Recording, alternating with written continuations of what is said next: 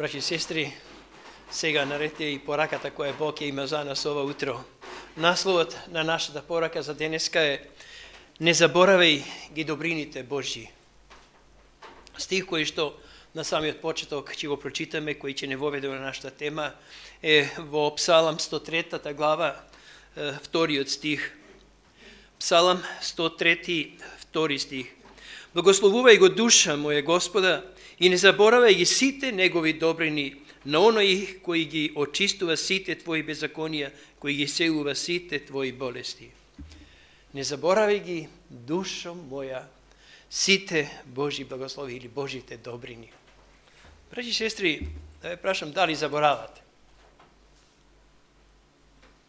Има ли некој како мене да заборава? А има, значи не сум сам. Не знам дали со годините уште полошо тоа сопругата знае, ама кога ќе се спуштам во подром, подобро и мобилни да носам со себе, или кога ќе отидам до Демиркапија. Пред некој ден ми се случи во Неготино, бев нешто во шпаркас тамо банката, и излегувам, колата ми беше паркирана доле, карши на собранието тука кај онај сервис за мобилни. Јас автоматски си излегов од поштата и си тргнав улицата лево према поштата, према дуќанот што го имаше брат Боро. Стигнав негде таму пред Стопанска банка и одеднаш се застанав, чеки, каде ми е колата? Мисли, па доле, ајде враќа се назад. Само од поштата треба, од банката треба само се спуштам надоле. А јас кроз кога дојдов доле се размислив, каде јас одам, чеки, каде е мојата кола? Не знам, на вас може не ви случува тоа да заборавате, ама мене ми случува понекогаш.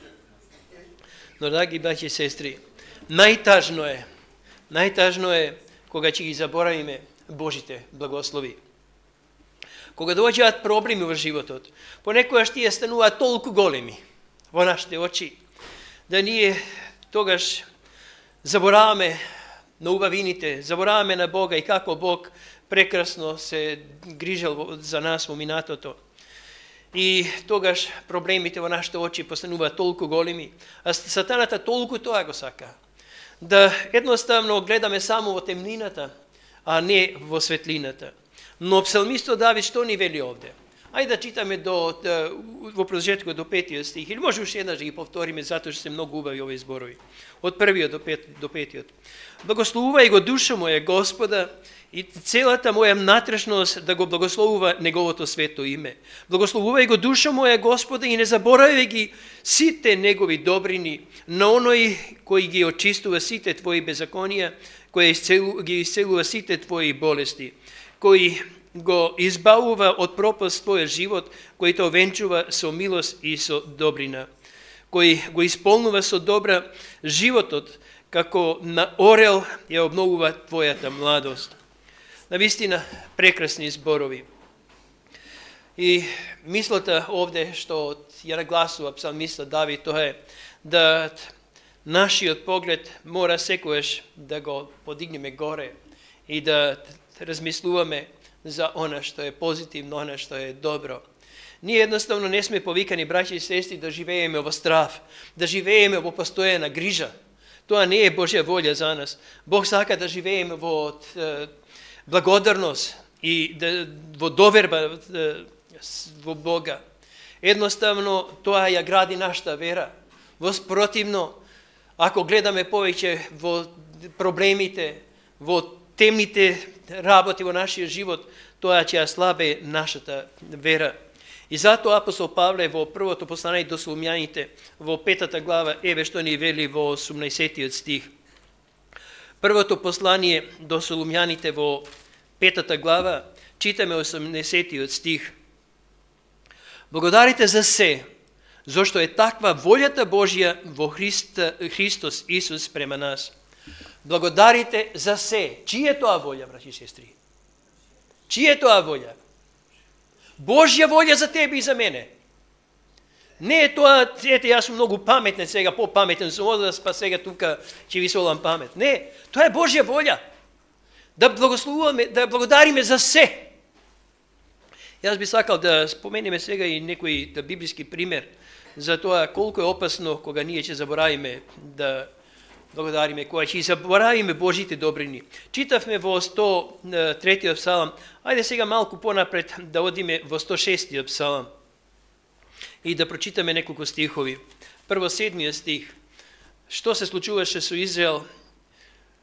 Дали тој ги памтеше Божите благослови? Во 106 псалам читаме 7 стих. Нашите татковци во Египет не ги ценеа твоите чудеса, не ги помнеа многуте милости твои и се побунија кога се приближија до Црвеното море. Заборавија сите оние чуда што Бог ги направи, какви чуда правеше Бог во Египет. Се заборавија и кога дојдоа до првата препрека, едноставно се исчезна. Читаме 13 стих. Но тие набргу ги заборавија делата негови и не го дочекаа неговото решение. Многу набргу се заборавија. 21 стих. Го заборавија Бога својот спасител, кој ги изврши големите дела во Египет, чудесата во Хамовата земја, страшни дела при Црвеното море. Сето тоа го заборавија и затоа и им се случи она што им се случи. Колку прекрасни чуда да направи Бог.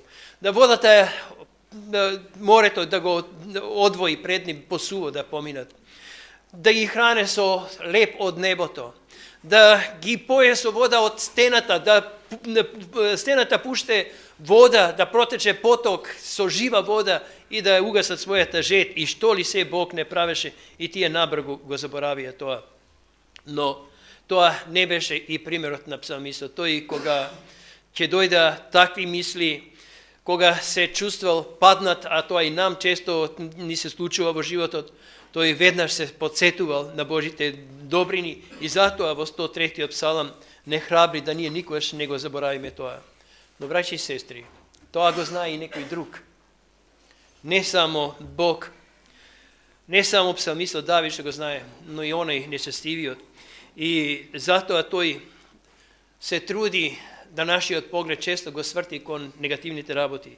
Во книгата Патот кон Христа, во некој издание на 60 страница, ошто ја читам, на некој на 70, мислам насловот беше Растање во Господа. Еве што вели овде. Кога сме окупирани со себе, нашиот ум се одвраќа од Христа, од изворот на силата и животот, и затоа сатаната постојано се труди вниманието да го одврати од Спасителот и со тоа да ја оддалечи да ја спречи заедницата и врската на душата со Христа, задоволството на светот, грижите и несигурноста и жалостите на животот, маните на другите или вашите собствени мани и недостатоци. Тоа се предмети на кои тој, на еден од нив или на сите заедно сака да ги сврти вашите мисли, но немојте да ве заведат неговите лукавства. Мнозина кои навистина се совесни и кои сакаат да живеат за Бога, тој мошне често ги наведува да се занимаваат со своите мани и слабости и така, одвојувајќи ги од Христа, се надева дека ќе постигне победа. Ние не смееме самите себе си да станеме центар и потоа да се грижиме дали ќе бидеме спасени. Сето тоа ја оддалечува душата од изворот на нашата сила. Препуштете му ја на Бога грижата за својата душа. Имајте доверба во Него. Разговарајте и мислите за Исуса. Вашето јас нека се загуби во Него. Мислите многу повеќе за Христа, браќи и сестри, него за оние негативни работи. И колку често треба ние да мислиме на Христа во текот на денот. Ајде уште еден цитат на 85-та страница да прочитаме. Кога повеќе би мислили и разговарале за Исус, помалку за себе, би биле многу почесто во Неговото присуство. Кога би мислили за Бога само онолку, колку што имаме докази дека Тој се грижи за нас, што мислите тогаш колку би размислувале за Бога? Тој секогаш ќе биде во нашите мисли. И ние ќе уживаме да зборуваме за Него и да го славиме. Колку прекрасни мисли. Да размислуваме за Бога само толку, колку што имаме докази дека Тој се грижи за нас. А имаме ли, браќи и сестри, докази дека Бог се грижи за нас? Кога тоа би го правеле, тој стално би бил во нашите мисли, ни вели овде. Затоа слушањето Господова не храбри овде и не повикува да размислуваме многу повеќе за Божите добрини, зашто само тоа јача нашата вера и не поврзува со изворот на животот. На почетокот спомнавме дека ние често забораваме, но не смееме. Многу е тажно ако забораваме Божите добрини, Божите благослови, како Бог не благословувал. А верувам дека овој цитат многу добро го познаваме од книгата Life Sketches или, не знам, животни цртици или скици, не знам како би го превеле. Кај што вели, немаме од што да се плашиме во иднина, освен ако го забораваме начинот на кој Господ не водел и поуките што ни ги давал во нашето минато. Нема од што да се плаши, брат и сестро. Во Колосјаните го имавме тоа библиска pouка, 3 глава. Нашиот живот во Христа е скриен во Бога. И грижа за мојот и твојот живот не е моја и твоја грижа. Тоа е Божја грижа. Моја и твоја грижа да не го жалостам Бога. И затоа не треба да се грижиме ни за што. Поготово, никогаш не смееме да заборавиме како Бог во минатото ги решавал прекрасно нашите проблеми. Колку пати сме биле во безизлезна ситуација. Дали би се случувало тоа или тоа само мене ми се случуваше? Колку пати? Па Бог колку прекрасно наоѓал во книгата Коопштина коите вели на сите наши проблеми, тоа 1000 начини има, 1000 решение. Како да ги реши нашите решенија, нашите проблеми. И затоа никогаш нека Бог ни помогне, никогаш да не ги заборавиме искусот од минатото. Да секогаш се сеќаваме на тоа. И сега еден практичен пример. Како, можеме ли тоа, браќи и сестри? Што да сториме, како да не ги заборавиме благословите Божји? Јас 3 совети денеска би поделил со вас. Прво е да водиме дневник. Младите, тинеџерите знаат, поготово женци знаат да водат дневник. Не знам дали некој од вас водел дневник. Но јас ме повикувам ние и стари и млади да водиме дневник. Но дневник на благословите Божји. Секој ден да се потрудиме, да имаме еден посебен дневник и во него да запишеме барем 3 благослови кои во текот на тој ден сме ги имале во Бога. Можеме ли тоа да го сториме? Можеме ли да најдеме 3 начини за кои што би му благодари на Бога за тој ден? Имаме една книга, баш Маре Зети Младен ми ја набави во Загреб, народни лечник, доктор Фогел, Загреб издава, еден швајцарски доктор. Нешто што ме воодушеви од таа негова книга, тој одел патувал често, собирал лековите билки и му се случило еднаш кога на патување одседнал во некое христијанско семејство и навечер семејство се собирале околу Библијата, ќе прочитале нешто и со молитва ќе завршиле денот. И вика, тоа им помагало да многу по-спокоен сон има таа ноќ. На него тоа многу му се допаднало, ама он не бил верник. И што одлучил? Уместо на живиот Бог, тој одлучил на мртвата природа да ја благодари за се она што тој ден убаво му се случило, за некои убави лековите билки што нашол. И тоа многу му помогнало. Многу поубаво спиел после, многу повеќе мир имал. Браќи и сестри, ако можеше тоа да му помогне, мртвата природа да му помогне, па што да кажеме за нашиот жив Бог? Зар не може тој да ги реши нашите проблеми, да ни помогне нас? Зар немаме ние причина да му благодариме на Бога? Можеме ли да најдеме секој ден, се извинувам, можеме ли да најдеме секој ден барем 3 причини зошто да му благодариме на Бога и тоа да го запишеме во нашиот дневник? Опростите.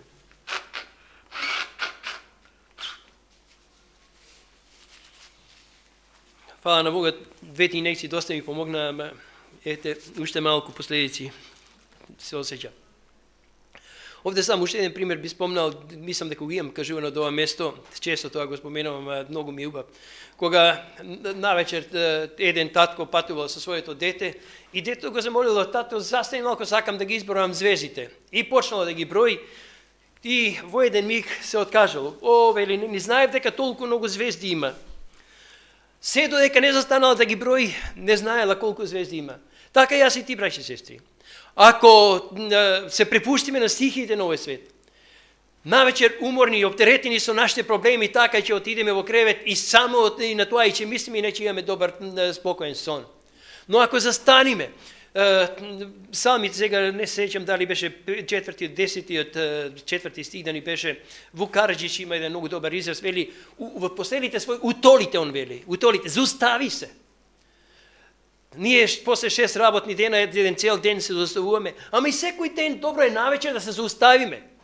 Застани малку, размисли, имаш ли нешто за што би благодарил на Бога тој ден? Па да видите дали нема да се промени нашиот живот, браќи и сестри. Второ, што би посочила, тоа е да разговараме за тие Божи добрини. Многу е убаво кога ќе и поделуваме тие наши искуства, тие наши мисли, кога нешто убаво ќе прочитаме, па да споделиме едни со други. Ми се случувало во животот, кога повеќе сум читал Библија, списите на Духот на пророштво, да чекам со некој да го поделам тоа. А кога не читаме, тогаш сме празни, и ако се видиме, тогаш сосема друго нешто, се ќе збориме, ама нема да збориме за тоа. Да повеќе разговараме, така и читавме.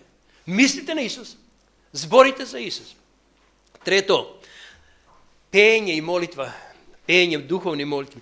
Песмата едноставно има многу голема сила. Може да замислите вие што ме познавате колку е сакам песмата, која беше за мене страшно, што не можев да и пеам овие песми со вас, затоа што покушав и одма почнав да кашлам и не можев да пеам. Песмата има сила, таа те издига. Едноставно не подигнува, не доближува до небото. Барем јас тоа го чувствувам, а верувам дека и вие, посебно кои што нака од срце ги пеете овие убави песни. И трето што би спомнал тоа, читајте библиски сведоштва. Ние нашите искуства да ги делиме едни со други, но и да читаме библиски сведоштва. Тие искуства од Библијата, тие уште од како деца не биле најомилени и секогаш имат посебно место во нашиот живот. Верувам дека сите знаеме што пишува Евреите 11 глава. Тоа е зборува за хероите на верата. Дали некој се сеќава како почнува 12 глава? Сеќаваме ли со кој стихови почнува? Хајде се потсетиме. Евреите 12 глава 1. Затоа ние, имајќи толку многу сведоци, да отфрлеме од себе секакво бреме и грев, што лесно се прилепува за нас, и со трпение да побрзаме кон престојната борба. Имајќи го пред очите зачетникот и довршителот на верата, Исус, кој поради неговата идна радост претрпе крст, занемарувајќи го срамот и седна од десната страна на престолот Божи. Имајќи пред себе толку многу големо мноштво на сведоци. Кои се тие сведоци, браќи и сестри? Мноштво на сведоци. Тие што претходно во 11 глава беа спомнати. Хероите на верата. Кога го читаме тоа, вика пред нашите очи само нека биде Христос, оној кој нив ги водеше. Само тој. И каква беше првата визија, што откри Бог на Елена Вајт во првата своја визија која ја добила од Бога? Еден тесен пат по кој оде Божиот народ. А кој беше напред на тој пат? Исус Христос. И се вели додека нивниот поглед беше вклучен, насочен кон Исуса, тие оделе храбро напред. Малку ќе скренат погледот напред, назад и одма им се случуваше она што му се случи на Петар кога потона во водата. И затоа, браќи и сестри, нека Бог ни помогне да водиме еден духовен дневник секој ден, да разговараме со другите за нашите искуства со Бога, да пееме, да се молиме, тоа да биде молитвата, наш вистински разговор со Бога, да му кажеме за сите наши проблеми, ама и да му благодариме за сите убави работи што сме доживеале тој ден. И што повеќе да проучуваме и речта Божја, ама посебно искуствата на Божите деца, како тие прекрасно води на Духот Свети поминували сите проблеми и тоа да не храбри дека и ние тоа го можеме. И на крајот само сакам да завршиме со еден стих во Филипјаните 4:8. Верувам дека многу добро знаеме што пише овде, но ајде да се потсетиме. Во Филипјаните 4 глава, многу добро познат стих на нас, 8 стих. Понатаму, браќа мои, но она што е вистинско, она што е честно, што е праведно, што е чисто, што е љубезно, што е достојно за слава и она што е добродетел, што е за похвалба, само тоа мислете го. Нека Бог ни помогне, браќа и сестри, да размислуваме за благословите Божии. Да размислуваме за она што е добро, она што е позитивно.